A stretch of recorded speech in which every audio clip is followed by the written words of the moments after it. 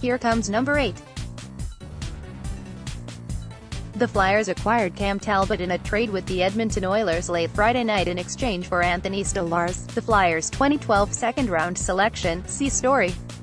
The move means at some point the Flyers will become the first team in NHL history to start 8 different goaltenders in one season after tying the 1989-90 Quebec Nordiques on December 18. There's a good chance Talbot could make his Flyers debut Sunday in Detroit as interim head coach Scott Gordon stated Thursday he was uncertain who would start that game. Here are some important questions surrounding general manager Chuck Fletcher's latest move. Why trade Stolarz? Here's the perplexing question perhaps on the minds of many who are hoping for a Carter Hart-Anthony Stolarz duo next season.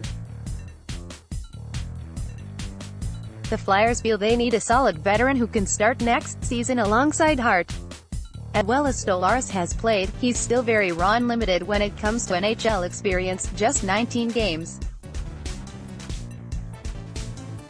Plus, there's still some internal concern regarding his health.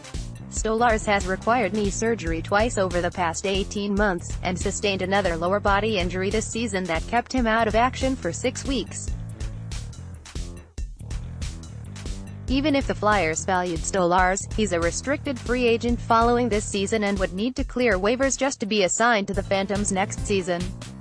Sensing a team would likely claim him to start this season, much like the Flyers did with Calvin Pickard, Stolarz became expendable.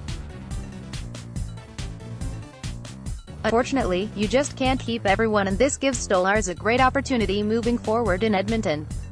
Why acquire Talbot? As we mentioned the other day, Talbot has experience as a starter with the Oilers and a backup with the New York Rangers. He led the NHL with 140 starts from 2015 to 17 while backstopping the Oilers to the playoffs in 2016-17. What's very important is that he has a strong relationship with Hart after the two goaltenders worked together this past summer. Talbot will know exactly what his role is moving forward.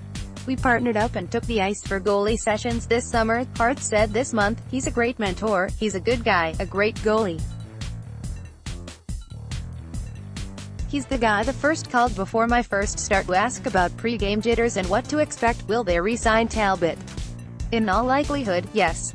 Consider the final 25 regular season games somewhat of a trial run for Talbot. The Flyers want a first-hand look at how Talbot fits in with his new team, and is he still capable of winning games and playing well?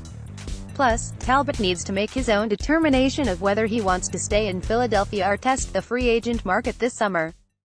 I would expect the Flyers to offer a 2-year contract in the $2.50 minus $3.5 million range, which would be perfect as Hart still has 2 years remaining on his entry-level deal. What's the next move? Well, the Flyers won't carry 4 goaltenders on the roster, that's for certain. Once Brian Elliott is ready to return to Philadelphia following his conditioning stint with the Phantoms, expect Mike McKenna to be placed on waivers, and if he clears, to be sent down to the Phantoms. However, for Saturday's game against the Red Wings, McKenna will serve as the backup to Hart.